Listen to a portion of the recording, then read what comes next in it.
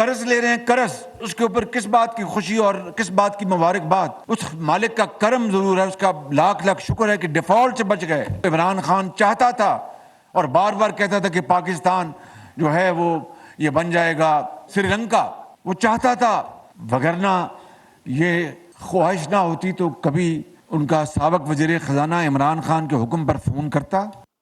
بسم اللہ الرحمن الرحیم، السلام علیکم، آپ دیکھ رہے ہیں آواز، میں ہوں بیرسٹر احتشام امیر الدین۔ پرائم منسٹر شہباز شریف صاحب کی یہ گفتگو مجھے پسند آئی ہے، جس میں انہوں نے کہا قرض لے رہے ہیں، کس بات کی خوشی اور کس بات کی مبارکباد؟ گو کہ جب IMF کے حوالے سے یہ خبر سامنے آئی تھی کہ اب پاکستان کو قسط ملنے جا رہی ہے تو اس ٹائم پر شادیانے بھی بجائے گئے تھے، مبارکباد بھی دی گئی تھی، لیکن ایونچولی یہ شہباز صاحب کہہ رہے ہیں کہ جی قرض لے رہے ہیں، کس بات کی خوشی، کس بات کی مبارکباد؟ اور میں نے تو یہ پہلے کہا تھا کہ ہمیں اس چیز کا ادراک ہونا چاہیے کہ ہم معاشی طور پہ اس نچلی سطح کو چھو چکے ہیں جہاں پہ قرض لے کر ہم جب سروائیو کرتے ہیں تو ہمیں خوشی ہوتی ہے کہ جی فلانا ہمیں قرض دینے کے لیے تیار ہے، اور وہ اپنی شرائط پر دیتا ہے جس کی وجہ سے عوام کا گلا گھٹتا ہے۔ اچھا جی، آگے بڑھتے ہیں۔ اب کیونکہ IMF کی قسط آ گئی ہے، ڈیفالٹ سے ملک بچ گیا ہے، اور مفتاح اسماعیل صاحب کی آج بڑی مجھے شدت سے یاد آ رہی ہے، اور میں چاہتا ہوں کہ شروع میں ہم ان کے اوپر بات کریں کہ مفتاح اسماعیل صاحب جب عمران خان کی حکومت تھی تب کیا کہتے تھے اور بعد میں کیا کہا، وہ بھی آپ کو دکھاتا ہوں۔ لیکن ابھی سب سے پہلے دیکھ لیں پرانا ساٹ خان کی حکومت۔ تو عمران خان کی جب حکومت تھی اور عمران خان کی حکومت میں جب IMF کی کڑی شرائط ماننی پڑتی تھی تو مفتاح اسماعیل سے جب سوال ہوا کہ وہ شرائط تو ماننی پڑے گی، تو انہوں نے کہا کہ شرائط ماننا کا یہ مطلب نہیں ہے کہ آپ مہنگائی کرتے چلے جائیں، ہم آئیں گے بجلی سستی کریں گے، مہنگائی کو کنٹرول کریں گے، اور ساتھ پھر IMF کے ساتھ جو ہے ہم معاہدہ بھی کریں گے اور ان سے پیسے بھی لیں گے۔ یعنی کہ وہ کہتے تھے یہ پاسبل ہے کہ آپ معیشت کو، مہنگائی کو کنٹرولڈ بھی رکھیں اور ساتھ ساتھ آپ IMF کے پاس بھی جائیں۔ لیکن جب ان کی حکومت آ گئی اور وہ خود وزارت خزانہ کے عہدے پر براجمان ہو گئے، پھر انہوں نے کیا کہا، یہ بھی سنیں۔ جو بھی وزیر خزانہ آتا ہے اس کی پہلی کوشش یہ ہونی چاہیے کہ وہ ملک میں مہنگائی کم کرے، اور دوسری کوشش ہونی چاہیے کہ گروتھ ہو۔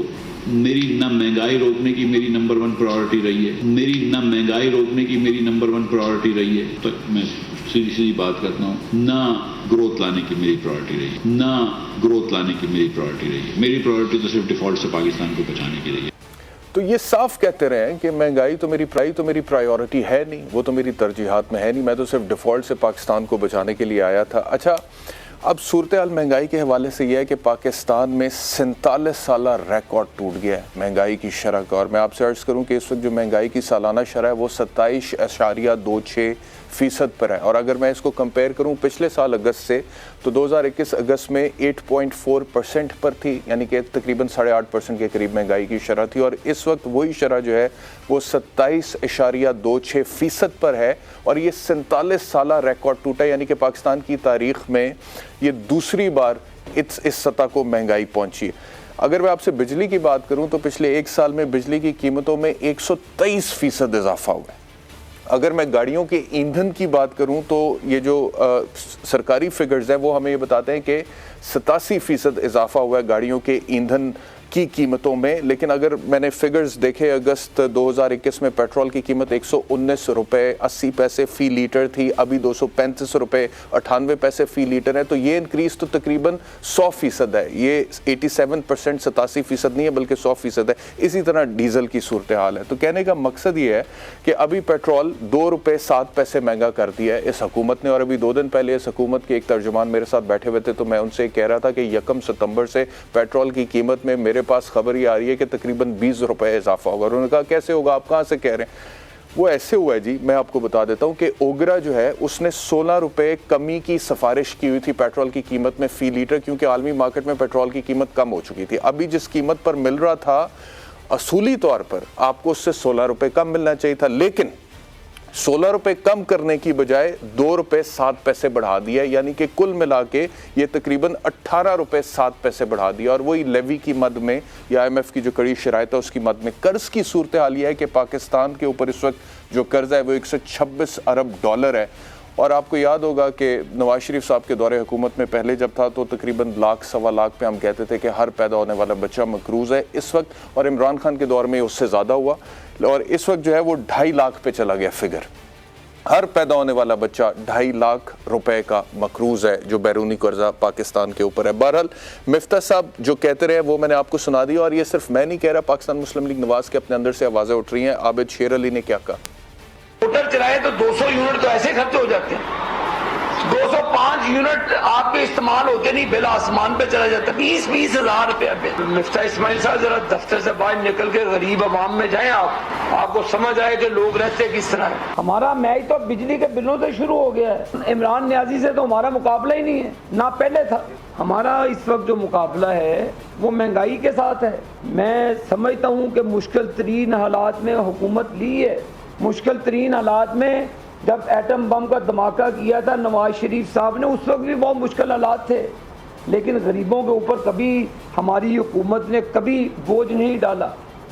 میں امید کرتا ہوں وزیر اعظم صاحب سے بھی, اپنی پارٹی سے بھی, خدا را یہ پالیسیاں ترک کر کے عوام دوست پالیسیاں بنائیں, پاکستان کی 20 کروڑ عوام کو ریلیف دیں, ورنہ ہمارا حلقوں میں جانا بہت مشکل ہو جائے گا. پاکستان مسلم لیگ نواز کی طلال چودھری کیا کہہ رہے ہیں یہ بھی سنیں. میں شہباز شریف صاحب سے گزارش کرتا ہوں کہ سیلاب بہت بڑا کرائسس ہے, مگر بجلی کے بل بھی سیلاب سے بھی بڑا کرائسس ہے اس وقت. عمران خان سے کسی کو کوئی امید نہیں تھی, اور نون لیگ سے سب کو امید ہے. ہمیں لوگوں کی امیدوں پر پورا اترنا ہے. گزارش ہے وزیر اعظم پاکستان شہباز شریف سے کہ لوگ کچھ وزراء پر سیٹسفائی نہیں ہیں, وہ خود معاملات کو دیکھیں دوبارہ.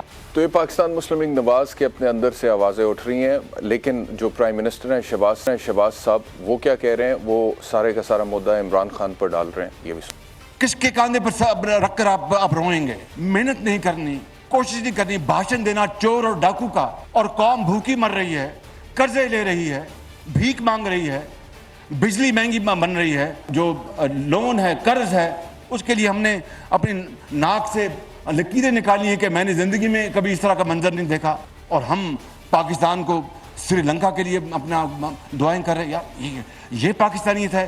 اس کا مطلب ہے کہ نیازی صاحب آپ میں ہوں تو سب کچھ ہے, میں نہیں تو کچھ نہیں. ایسا نہیں ہوگا. اللہ تعالیٰ چاہے گا تو پاکستان ضرور اپنا کھویا مقام حاصل کرے گا انشاءاللہ. شرط یہ ہے کہ محنت کرنا ہوگی. اس کے علاوہ نہ پھوکوں سے, نہ جادو منتر سے, نہ کسی اور طریقوں سے تویز گانڈے سے کام نہیں چلے گا. بالکل. مجھے جوائن کیا پاکستان مسلم لیگ نواز سے سینیٹر آصف کرمانی نے, اور پاکستان پیپلز پارٹی سے پلوش خان نے. آپ دونوں کا بہت شکریہ. سینیٹر صاحب آپ سے گفتگو کا آغاز کرتے ہیں. یہ فرمائیے گا کہ پاکستان مسلم لیگ نواز کے اپنے اندر سے آوازیں اٹھ رہی ہیں. عابد شیر علی کا سارٹ میں نے سنوایا, طلال چودھری کا میں نے سنوایا. وہ کہتے ہیں کہ عمران خان سے تو ہمارا مقابلہ ہے نہیں, ہمارا تو مقابلہ بجلی کے بلوں سے ہے, مہنگائی سے ہے. اور جو سٹیٹسٹکس ہیں, اعداد و شمار ہے, سرکاری فگرز ہیں, میں نے تھوڑی دیر پہلے انٹرو میں بولے, آپ نے سنی لیے ہوں گے کہ 47 سالہ ریکارڈ مہنگائی کی شرح کا پاکستان میں ٹوٹا ہے. ایشو یہ ہے کہ جب 47 سالہ ریکارڈ ٹوٹتا ہے تو ایک غریب آدمی کی کمر ٹوٹ جاتی ہے, بلکہ وہ خود پورے کا پورا ٹوٹ جاتا ہے. سر تو کیسے ڈیفینڈ کریں گے مفتاح اسماعیل کی پرفارمنس کو؟ مفتاح اسماعیل کے سارٹس آن ریکارڈ موجود ہیں جب وہ کہتے ہیں کہ مہنگائی تو میری پرائیورٹی نہیں ہے, میں تو ڈیفالٹ سے بچانے کے لیے آیا تھا. سر اب آ گئی IMF کی قسط, ڈیفالٹ سے بچ گئے ہم, تو میرا خیال ہے کہ اب کوئی ریپلیسمنٹ ہونی چاہیے مفتاح اسماعیل جس کی پرائیورٹی ہو مہنگائی, لوگوں کو کیسے ریلیف دینا. بسم اللہ الرحمن الرحیم. شکریہ محترم بیرسٹر صاحب. میری آواز آ رہی ہے جی آپ کو؟ جی بالکل آ رہی ہے. گزارش یہ ہے کہ میں یہاں کسی کا بھی دفاع نہیں کروں گا, لیکن میں حقیقت سے آنکھیں بھی نہیں موڑ سکتا. اور یہ حقیقت ہے کہ 75 سال سے میں تو ہمیشہ یہ کہتا ہوں جہاں بھی مجھے موقع ملتا ہے کہ اس ملک کو جب یہ قیام پذیر ہوا, قیام پاکستان اور قائد اعظم کی رحلت کے بعد سے اس ملک کو, اس نومولود پاکستان کو اشرافیہ نے گود میں لے لیا اور پھر اس کے جوان ہونے کا انتظار کیا. اور جب یہ جوان ہوا, کماؤ پوت ہوا, تو اس اشرافیہ نے اس پر کاٹھی ڈال دی, جو کاٹھی آج بھی ڈلی ہوئی ہے. جن لوگوں کے لیے قائد اعظم نے یہ ملک بنایا تھا, غریب اور متوسط طبقے کے لیے, آپ جانتے ہیں, ہسٹری پڑھیں اس کو, وہ لوگ تو جیسے آپ نے اپنے انٹرویو میں بھی کہا کہ وہ لوگ آج تو یا سیلاب میں بہہ رہے ہیں یا وہ مہنگائی اور بجلی کے بلوں کی نظر ہو رہے ہیں. لیکن دیکھنا یہ ہوگا کہ کیا یہ اوور نائٹ ہوئی ہیں چیزیں، کیا یہ 3-4 مہینے میں یہ سارا پاکستان اس طرح ڈیفالٹ کے کنارے پہنچ گیا، یا ہماری جو ماضی دیکھنا پڑے گا کہ اس ملک میں پاور پالیٹکس نے نقصان پہنچایا جو آج بھی ہو رہی ہے، یہاں فیوریٹزم کیا گیا، یہاں میرٹ کا قتل عام کیا گیا، یا منتخب نمائندوں کو پھانسیاں دی گئیں، یہاں آئین اور قانون کو پامال کیا گیا۔ دیکھیے جتنے بھی مہذب معاشرے ہوتے ہیں یا سویلائز سوسائٹی آج بھی ہیں، وہاں تو ٹریفک لائٹس کا بڑا احترام کیا جاتا ہے۔ ہمارے ہاں مجھے بتائیے کہ آج تک کسی نے آئین اور قانون کا احترام کیا؟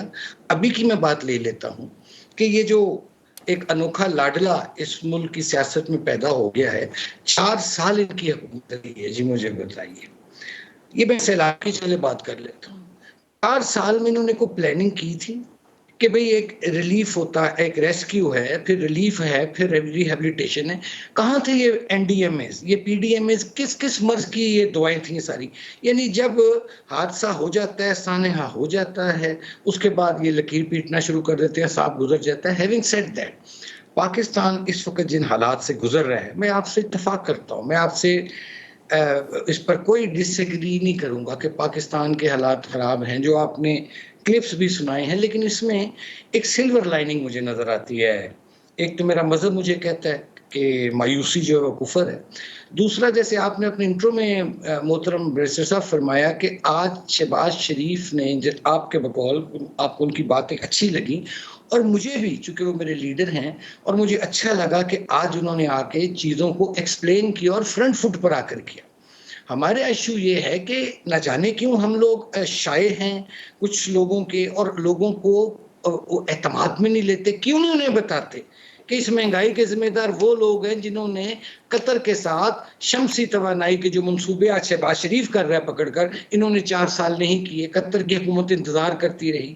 کیوں نہیں بتاتے کہ انہوں نے آئی ایم ایف کے ساتھ جو ڈیل کی، ہماری جو گردن آئی ایم ایف کے ہاتھ میں دی، وہ ہم نے تو نہیں دی تھی۔ نون لیگ کی گورنمنٹ نے بیرسٹر صاحب 2013 میں پروگرام شروع کیا، اور 2016 میں ہم نے وہ کمپلیٹ کر کے خدا حافظ کہہ دیا۔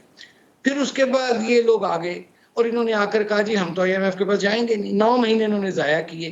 پھر ایک ان کا افلاطون وزیر خزانہ تھا، وہ آئیں بائیں شائیں کرتا رہا پکڑ کے۔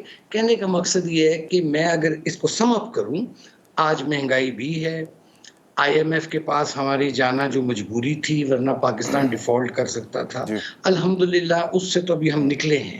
لیکن آپ کی میں اس بات سے اتفاق کرتا ہوں کہ کب تک، میں وزیر اعظم صاحب کی بات سے بھی اتفاق کرتا ہوں کہ کب تک ہم یہ قرض کی میں پیتے رہیں گے، کب ہم اپنے پیروں پہ کھڑا ہوں گے؟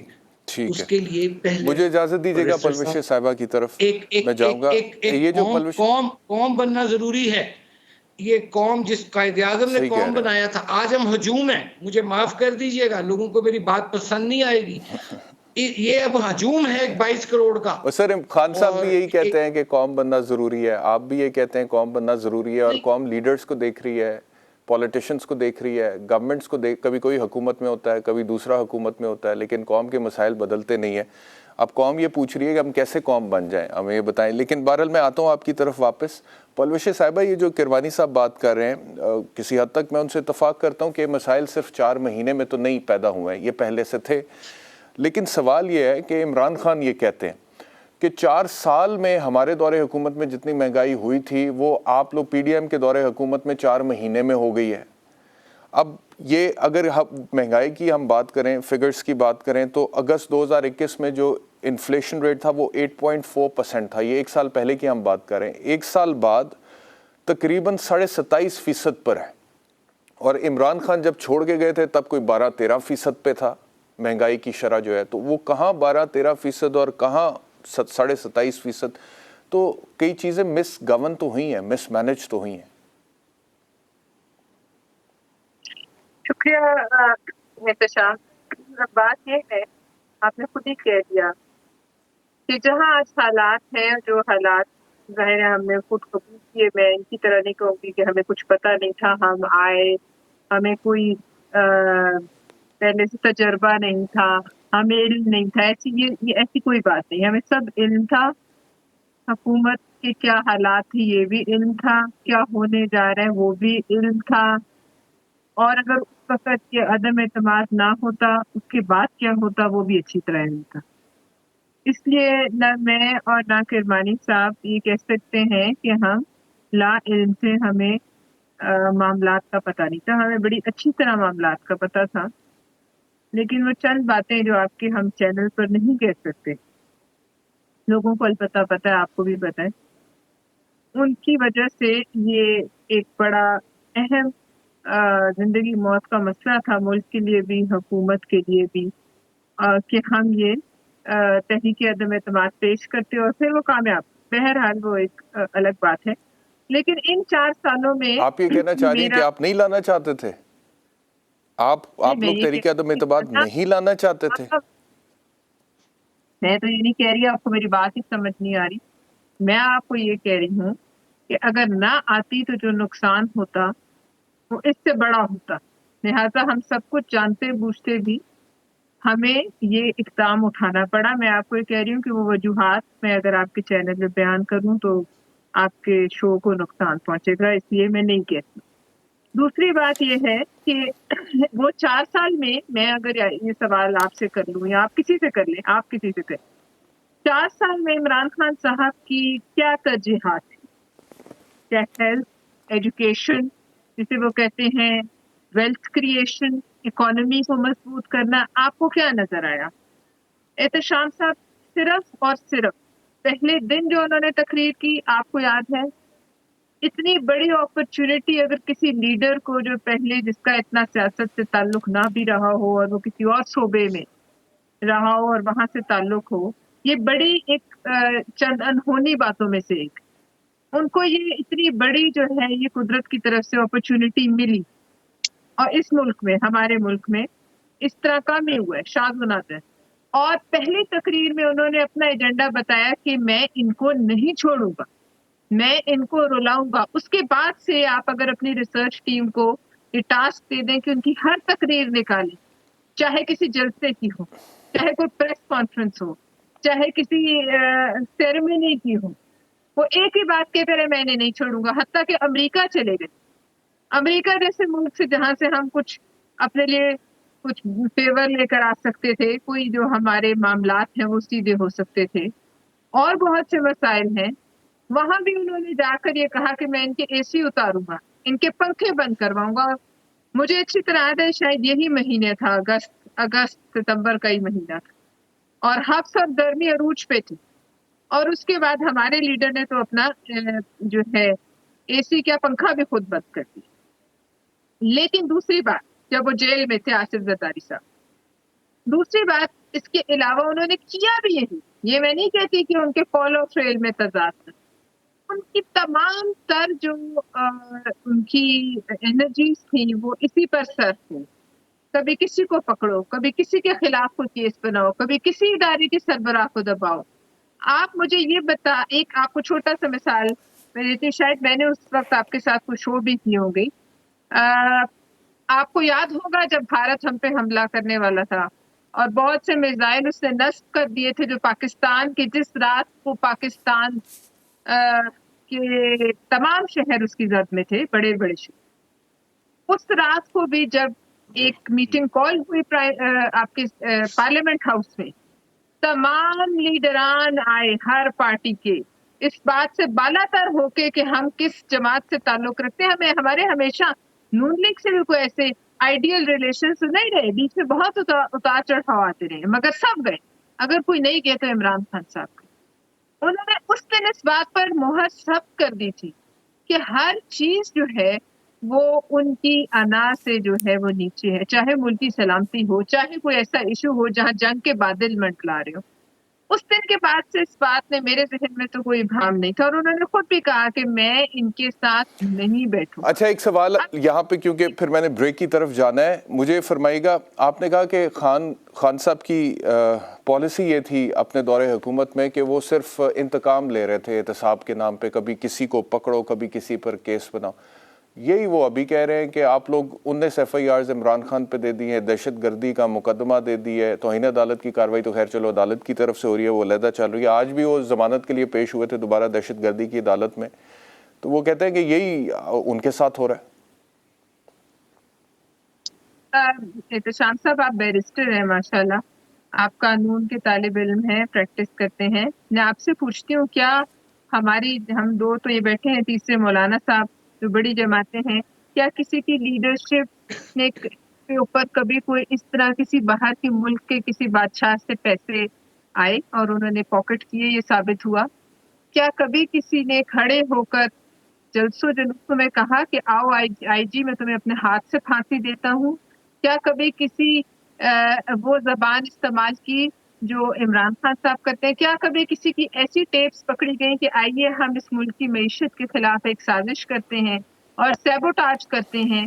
کیا یہ تمام باتیں اگر ہم میں سے کسی نے کی ہوتی تو میرا پھر یہ سوال ہے کہ وہ تو خیر ہمارے لیڈران تو بڑی بات ہے, تو سارے الٹے لٹکے ہوتے ڈی چوک پہ, لیکن کیا میں اور کرمانی صاحب جیسے لوگ ہم بھی اس قابل رہتے کہ آپ کے شوز پر بیٹھ کے بات کر رہے ہوتے؟ لہٰذا جو یہ لاڈلا کا لفظ ہے بالکل ٹھیک ہے. چلیں مجھے ایک بریک لینا ہے, بریک آپ میرے ساتھ ہی بریک لیتے ہیں, بریک کے بعد واپس آتے ہیں.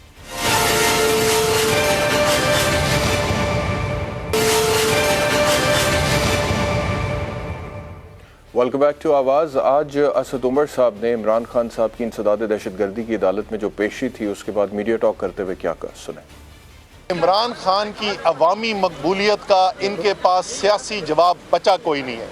ان کو نظر آ گیا ہے کہ عمران خان کا سیاسی مقابلہ کرنا اب مشکل نہیں, ناممکن ہو گیا ہے, اور اس لیے یہ کوشش کر رہے ہیں کہ کسی طریقے سے جھوٹے مقدمے بنا کے غیر قانونی کارروائیاں کر کے دباؤ بڑھا کے عمران خان کو روکا جا سکے.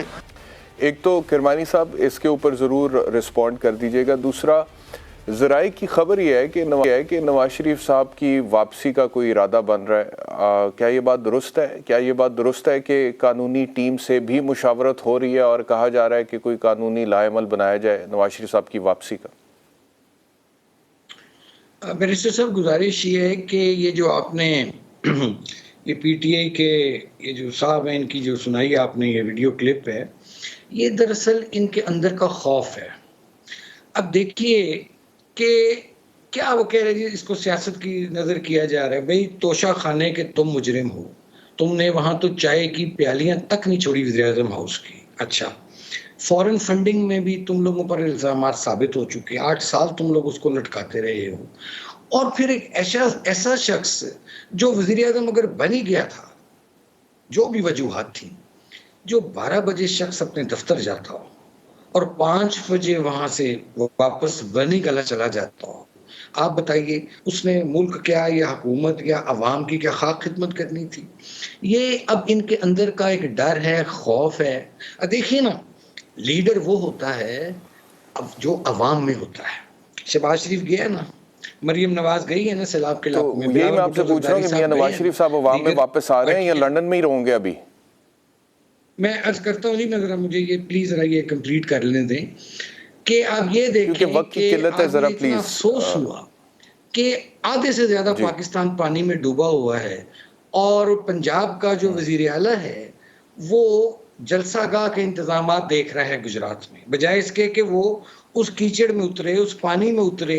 جیسے شہباز شریف گیا, بلاول بھٹو گیا, وہ وہاں جلسے کے انتظامات دیکھ رہا ہے. یہ تو ان کی ترجیحات ہیں. اب دوسری گزارش میں یہ کرنا چاہوں گا آپ کے پروگرام سے یہ فائدہ اٹھاتے ہوئے کہ دیکھیے یہاں قانون جب تک کی رٹ جو ہے وہ سب پر, بیرسٹر صاحب آپ زیادہ بہتر سمجھتے ہیں بینگ این اٹرنی, کہ وہ جب تک قانون جو ہے نا کہتے ہیں کہ اندھا ہوتا ہے, اسے واقعی اندھا ہونا پڑے گا. یہ نہیں ہو سکتا کہ ایک آنکھ سے مجھے ہاتھ رکھ کے دیکھے قانون اور دوسری آنکھ سے کسی اور کو دیکھے. اس ملک میں قانون کی ریٹ اسٹیبلش کرنی ہوگی. یہ جو آج حقیقی آزادی کے نعرے لگا رہے ہیں نا یہ لوگ, یہ حقیقی آزادی نہیں چاہتے. یہ حقیقی آزادی کی آڑ میں مادر پدر آزادی معاشرے میں جہاں جس کو مرضی گالم گلوچ کرو, جس کی مرضی پگڑی اچھال دو, جس کو مرضی تشدد کرو, یہ ایک مسولینی ماڈل جو ہے نا سیاست کا, عمران خان اس کو لے کے آگے چل رہا ہے. تو اس کو ہمیں روکنا ہوگا, ورنہ یہ معاشیات انہوں نے برباد کی, اخلاقیات بھی تباہ کی. چلے مجھے اجازت دیجیے گا, آپ نے سوال کا جواب تو نہیں دیا, but I have to move forward کیونکہ وقت کی قلت ہے. میں adviser to the U S secretary of state Antony Blinken کا ایک شارٹ ہے میرے پاس, وہ میں سنوانا چاہتا ہوں, پھر پلوش صاحبہ سے سوال کرے گا. یہ امریکی جو سیکرٹری آف اسٹیٹ ہے اینتھنی بلنکن, ان کے ایڈوائزر تھے. جو کہہ رہے تھے کہ جو عمران خان صاحب کا بیانیہ ہے بیرونی سازش کا کہ امریکہ کے کہنے پر ان کی حکومت کا تختہ الٹا ہے، اس میں کوئی صداقت نہیں ہے، اور وہ کہہ رہے تھے کہ ہم اس پر فوکس کرنا چاہتے ہیں کہ پاکستان کے ساتھ ہمارے تعلقات اگلے 75 سالوں میں کیسے ہوں گے اور پچھلے 75 سال کیا رہے ہیں۔ تو بلاول صاحب کے حوالے سے میں یہ جاننا چاہ رہا ہوں آپ سے پلوش صاحبہ کہ ابھی یونائٹڈ نیشنز میں وہ گئے اور انہوں نے جو خبر آئی کہ بہت زیادہ پیسہ اکٹھا کیا سیلاب زدگان کے لیے، تو یہ والی سوال یا یہ والا جو نیریٹو جو عمران خان صاحب نے بلڈ کیا ہے امریکی سازش کے حوالے سے، وہ کہیں پہ پاکستان کے سامنے بطور ریاست فیس کرنا پڑتا ہے؟ اچھا سوال ہے. آئی مسٹ کمینڈ یو کہ آپ نے بڑا ہی اچھا سوال کیا ہے. کم ہی لوگوں نے سوچا ہوگا.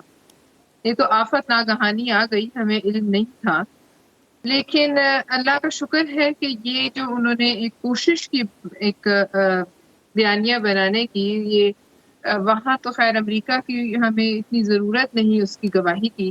یہاں اگر ان کا بیانیہ سچ مانا جاتا تو اس کا مطلب تھا کہ پاکستان میں کوئی ایجنسی، پاکستان میں کوئی ایسا محکمہ نہیں رہا جو پاکستان کی داخلی جو خود مختاری اور سالمیت ہے اس پر نظر رکھتا ہے. بڑا خطرناک بیانیہ تھا جو عمران خان صاحب بنانے کی کوشش کرتے، اور اب آپ نے دیکھا ہوگا آج کل وہ یہ بات نہیں کرتے.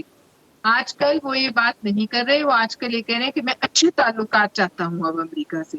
لہٰذا وہ بیانیہ پہلے دن ہی پٹ گیا تھا. اس بیانیے کو کسی نے جو ہے وہ انڈورس نہیں کیا تھا. آپ کی جو اسٹیٹ کی سیکیورٹی ایجنسیز ہیں، آپ کی فوج ہے، افواج ہے، سب نے اس بیانیے سے جو ہے وہ اس کو نگیٹ کیا تھا. تو اس کا تو یہی انجام ہونا تھا جو ہوا. وہ بلنکن صاحب کہیں یا نہ کہیں، آپ اور میں اور پاکستان کے عوام جو ہیں، ہمیں پہلے دن ہی سمجھ آ گیا تھا کہ وہ بڑا اچھا ایک انہوں نے کوشش ضرور کی اپنی طرف سے. وہ اداکاری بہت اچھی تھی، جتنے لوگ اس میں شامل تھے، لہرا لہرا کے پرچے، لیکن وہ بیکار تھی. اور جس طرح کا وہ ٹھیک ہے، بہت شکریہ پلوش خان صاحبہ ہمیں جوائن کرنے کے لیے. آصف کرمانی آپ کا بہت شکریہ جوائن کرنے کے لیے. ایک بریک لیتے ہیں، بریک کے بعد جب واپس آئیں گے تو ڈاکٹر شاہد حسن صدیقی ہمارے ساتھ ہیں.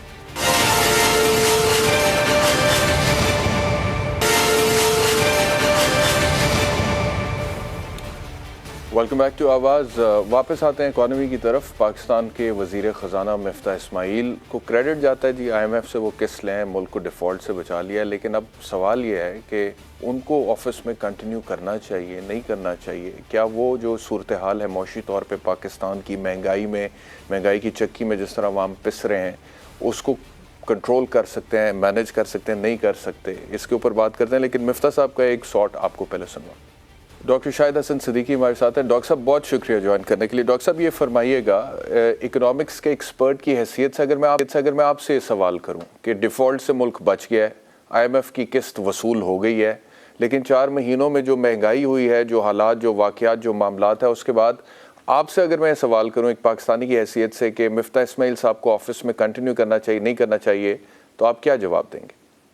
پہلے میں یہ عرض کر دوں کہ یہ کہنا بالکل غلط ہے، قوم کو گمراہ کرنا ہے کہ پاکستان ڈیفالٹ کی طرف جا رہا تھا. یہ بالکل غلط بات ہے. کوئی امکان نہیں تھا. میں نے جیسے آپ کو بتایا کہ جب آئی ایم ایف کا پروگرام نہیں بھی تھا، ہم مشکل میں تھے، ریزروز گر رہے تھے، تو چائنا نے خاموشی سے آپ کو $2.3 ارب دیے ابھی. تو یہ کیا سگنل تھا؟ تو یہ تو انہوں نے دیوالیہ اور ڈیفالٹ کی بات اس لیے کی تھی کہ عوام کے اوپر جو 1000 ارب روپے کے ٹیکسز لگائے گئے تھے، پیٹرول بجلی کے رخ بڑھائے گئے تھے، روپے کی قدر کو گرنے دیا گیا تھا، ان سب کو جواز پیدا کیا کہ جی ہم نے دیوالیہ ہونے سے بچایا، اس کی یہ کاسٹ قوم دے دے. تو میں تو اس کی تردید کرنا چاہتا ہوں، قطعی کوئی امکان نہیں تھا. میں روز اول سے کہہ رہا ہوں. نمبر 1. نمبر 2، ڈاکٹر صاحب یعنی کہ اگر آئی ایم ایف کی یہ قسط نہ ملتی تو آپ سمجھتے ہیں کہ ملک ڈیفالٹ نہ ہوتا؟ یہ $1 ارب 16 کروڑ ملا. دیکھیے پہلی بات تو یہ تھی کہ جب آپ نے تمام شرائط پوری کر دیں اور بار بار جب آپ نے، یعنی اگر میں آپ سے کہوں کہ 20 جون میں انہوں نے کہا تھا کہ ہمیں پیسہ مل جائے گا، اور ان کے الفاظ تھے مفتاح صاحب کے کہ 1-2 روز میں پروگرام بحال ہو جائے گا. وہ پروگرام بحال ہوا ہے، جا کے 29 تاریخ کو آپ کو قسط ملی ہے.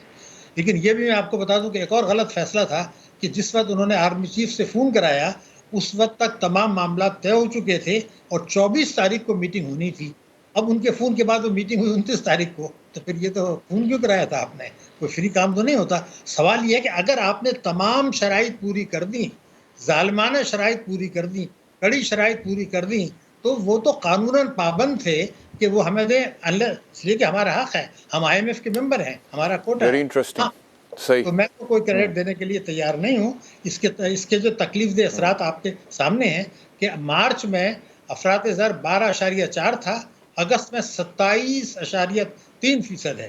کوئی معمولی بات نہیں ہے. 27.3% افراط زر آفیشیلی ہے. سوال یہ پیدا ہوتا ہے کہ اتنا لمبا جو ڈیلے کیا آپ نے، یہ کس خوشی میں کیا؟